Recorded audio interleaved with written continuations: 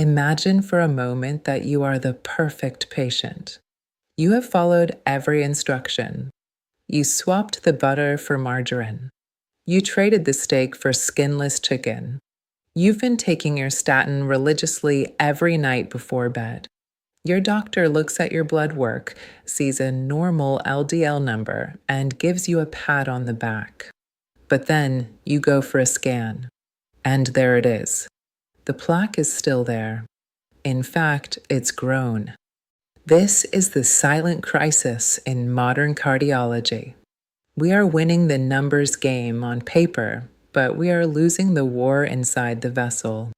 I am Dr. Kelly Robbins, and today we are going to stop looking at heart disease as a grease trap problem and start looking at it as a biological deadlock. If you feel like you've done everything right and yet your cardiovascular health feels like a ticking time bomb, it's because the standard advice is fundamentally wrong at a molecular level. It treats the symptom cholesterol while ignoring the catastrophe oxidation. Let's begin by challenging one of the most persistent and misleading ideas in modern health: the belief that your arteries clog simply because you ate the wrong fats. It's a clean story. Too clean. Fat goes in, fat sticks, arteries clog. Simple, logical, completely incomplete. Because if that were true, your entire vascular system would clog evenly, like grease solidifying in a pipe. But that's not what happens. Plaque forms in very specific, high-stress areas, branch points, curves, regions of turbulence. That alone tells you something critical. This is not a passive buildup problem. This is a targeted biological response. Your arteries are not dumb tubes. They are intelligent, responsive tissues that constantly interpret signals from your environment: blood sugar, hormones, inflammation, stress. And plaque? Plaque is not the cause of the problem.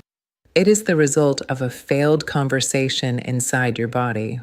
Here's what I mean. At the center of this process is the endothelium, the thin, delicate inner lining of your arteries. Think of it as a highly sensitive control panel that regulates blood flow, repair, and immune activity. Under normal conditions, this system is flawless. Damage occurs, signals are sent, repair happens, and balance is restored. But when your internal environment becomes chaotic, when blood sugar spikes constantly, when stress hormones stay elevated, when inflammatory signals never shut off, the system starts to misfire. Now enter LDL cholesterol. LDL is not your enemy. It's a delivery system, transporting essential lipids, nutrients, and building materials throughout your body. But in a disrupted environment, something changes. Instead of moving cleanly through the bloodstream, these particles become modified, misread, and mismanaged. It's not just oxidation in isolation, it's miscommunication. Your immune system begins to interpret these altered particles as threats, not because they are inherently dangerous, but because the context around them has changed. So the body reacts. Macrophages, your immune cleanup cells, arrive at the scene. Their job is simple: identify, engulf, neutralize. And at first, they do exactly that. But here's where the system breaks down. The signals never stop. The environment never stabilizes. So the macrophages keep consuming and consuming and consuming until they become overloaded, dysfunctional, and trapped. These are what we call foam cells. But instead of thinking of them as fat-filled cells, think of them as workers stuck in a never-ending emergency, unable to leave the site, unable to resolve the situation. Over time, These trapped cells accumulate, die, and create a localized zone of chronic inflammation. The body, trying to contain the damage, builds a protective barrier around it, eventually reinforcing it with calcium. What you see on a scan as plaque is not random buildup. It is a scar from an unresolved biological conflict. And this is where the traditional approach falls short. Because if you focus only on lowering LDL numbers without restoring the signaling environment, you're not fixing the problem. You're just lowering the volume while the alarm is still ringing. Before we try to fix anything, we need to identify what is corrupting the system in the first place. Because plaque doesn't form in a vacuum. It forms in an environment that has been distorted over time. There are 3 major disruptors that interfere with your body's internal communication. First, chronic blood sugar instability. This is bigger than most people realize. Every time your blood sugar spikes and crashes, it creates micro damage at the vascular level. But more importantly, it sends confusing signals to your cells, pushing them into a constant state of stress and repair. Over time, this leads to a system that is always reacting and never resolving. Second, industrial seed oils and processed fats. Not because fat is bad, but because these oils are chemically unstable and easily altered under heat and storage conditions. When they integrate into your cell membranes, they make those membranes more reactive, more fragile, and more prone to sending distorted signals under stress. It's like building a communication network with faulty wiring. Third, and this surprises many people, chronic suppression of natural nitric oxide production. This can come from poor diet, lack of movement, and yes, even excessive use of antibacterial products that disrupt your oral microbiome. Nitric oxide is not just a vasodilator. It is a K-signaling molecule that tells your arteries how to behave, when to relax, when to protect, when to repair. Without it, your arteries become tense, reactive, and far more vulnerable to dysfunction. So the issue isn't just what you're adding. It's what you're disrupting without realizing it. Now we arrive at the real question. If your body is designed to repair itself, why doesn't it fix this? Why doesn't plaque just disappear once you start doing the right things? Because you're not dealing with a simple blockage. You're dealing with a cellular traffic jam. Inside your artery walls, those foam cells we talked about are trying to offload their contents to export cholesterol and restore balance. And they do have a mechanism for that. A transporter called ABCA1. Think of it as a loading dock, an exit pathway that allows excess cholesterol to leave the cell and return to circulation for proper processing. But here's the problem. In a chronically inflamed, high-insulin environment, that exit system becomes downregulated, essentially shut down. The doors are still there, but they're no longer functioning properly. So now you have cells filled with material they cannot release, trapped in a space they cannot leave, in an environment that never calms down. That's the deadlock. And while this is happening, your body tries to stabilize the situation the only way it knows how, by reinforcing the area. This is where calcium comes in. Calcium deposition is not random, it's protective. It's your body's attempt to seal off a problem it cannot solve. But over time, that protection becomes rigidity. Flexibility turns into stiffness. Adaptability turns into vulnerability. And this is why so many people feel stuck. Because the interventions they're using are not designed to restore flow. They're designed to manage markers. And those are not the same thing. Before we move into the protocol, I want to ground everything we've discussed in something real, because theory means nothing if it doesn't translate into results. Let me tell you about Arthur. Arthur is 72 years old, a retired engineer, the kind of man who trusts systems, data, and discipline. His entire life was built on following precise instructions and expecting predictable outcomes. So when it came to his health, he did exactly what he was told. He followed the guidelines. He trusted the experts. He executed the plan perfectly. Low-fat diet, daily walks, high-dose statin every night, no shortcuts, no excuses. On paper, Arthur was a success story, but inside his body, something didn't add up.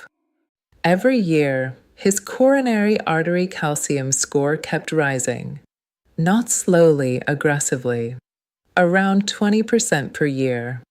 His arteries were hardening despite his discipline. And what frustrated him the most wasn't just the numbers. It was the feeling. He told me very calmly, "I don't feel like I'm improving. I feel like I'm managing decline. Shortness of breath, heavy legs, low energy, a constant sense that something wasn't right." Arthur wasn't failing the system. The system was failing Arthur, because everything he was doing was focused on control, controlling cholesterol, controlling diet, controlling numbers. But nothing he was doing was restoring communication inside his body. His HDL had dropped from years of low-fat eating, meaning his system had lost its ability to effectively retrieve excess cholesterol. His internal environment was still inflamed, still unstable, still sending mixed signals. And the statin? It helped reduce production, but it didn't fix the underlying traffic jam. Arthur wasn't broken. He was stuck in the deadlock. So we changed the approach completely. We stopped asking, "How do we control this?" and started asking, "How do we restore function?" We introduced targeted nutritional signals, not random healthy foods, but specific inputs designed to reopen communication pathways. We focused on restoring nitric oxide production. We supported cholesterol transport instead of just suppressing it. We addressed calcium misplacement, not just calcium levels. 3 months later, Arthur didn't just show improvement. He embodied it. He walked into the clinic with a different posture, a different pace, a different energy. He told me he had gone hiking with his grandsons. Not a short walk, a full weekend. No breathlessness, no hesitation, and more importantly, no fear. Because for the first time in years, he didn't feel like he was waiting for something bad to happen. He felt like his body was working with him again. Arthur didn't find a miracle. He exited a deadlock. And that's exactly what this next section is designed to help you do. To break a biological deadlock, you don't need more restriction. You need precision. This is where most people go wrong. They remove things, cut things, avoid things. But they never add the right signals back in. What I'm about to show you is not a random list of healthy foods. This is a targeted system designed to restore clarity inside your body. Think of it as recalibrating a distorted communication network. Key number 1, nitrate-rich greens, arugula, beets. These are not just vegetables. They're signal amplifiers.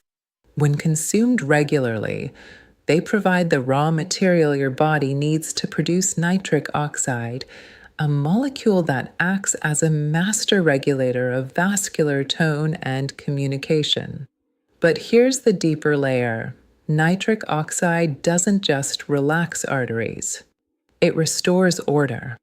It tells your vessels when to open, when to protect, when to repair. Without it, everything becomes reactive and chaotic. With it, your system regains rhythm. This is why people often feel subtle but noticeable changes within days, clearer thinking, better circulation, more stable energy. Not stimulation, optimization. Key number 2, high phenolic extra virgin olive oil. This is where we move from support to activation. High quality olive oil, rich in compounds like oleocanthal, does something most foods don't. It influences gene expression related to cholesterol transport.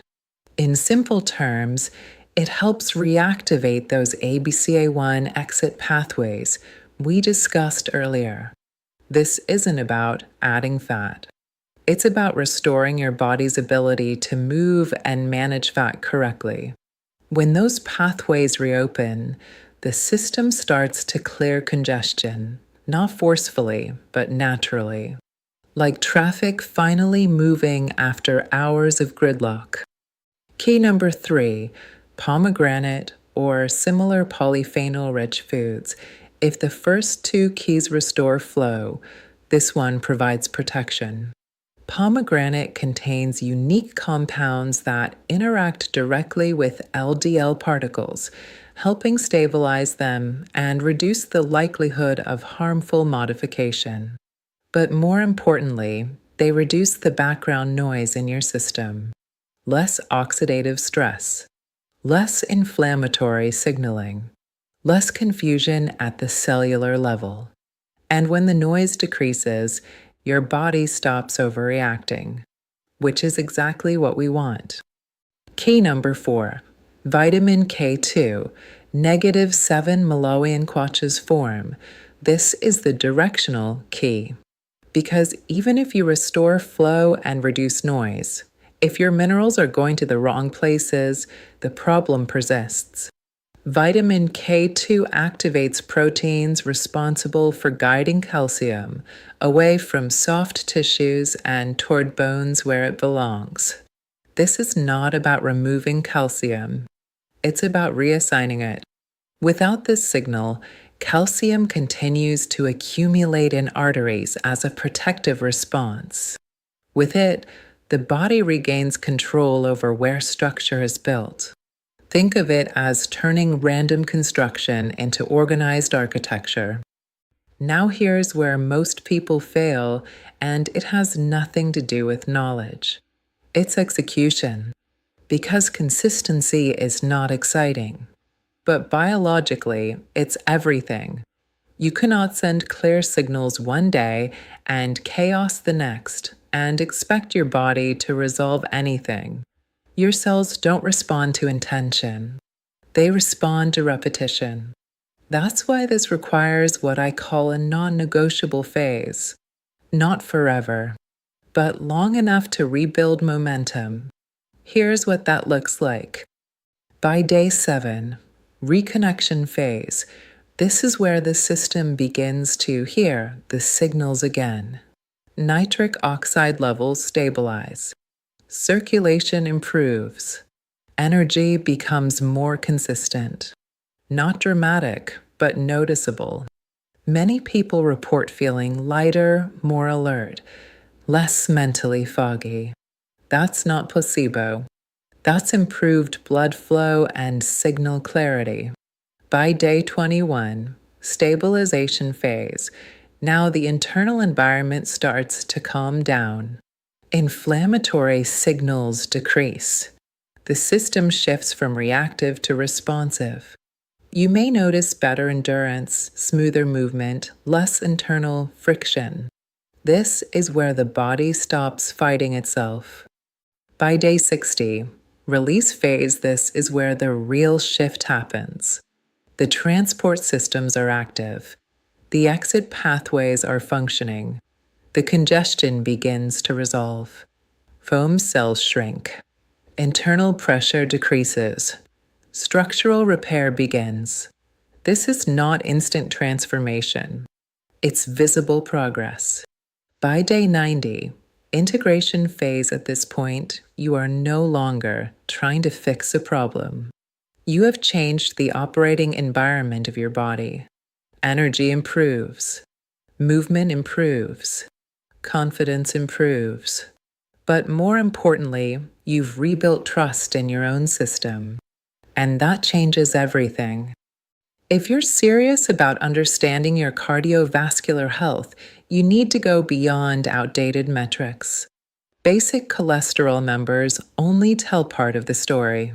What matters more is particle number, ApoB, degree of modification, oxidized LDL, and actual structural impact, CAC score. These give you a real picture, not just a surface-level snapshot.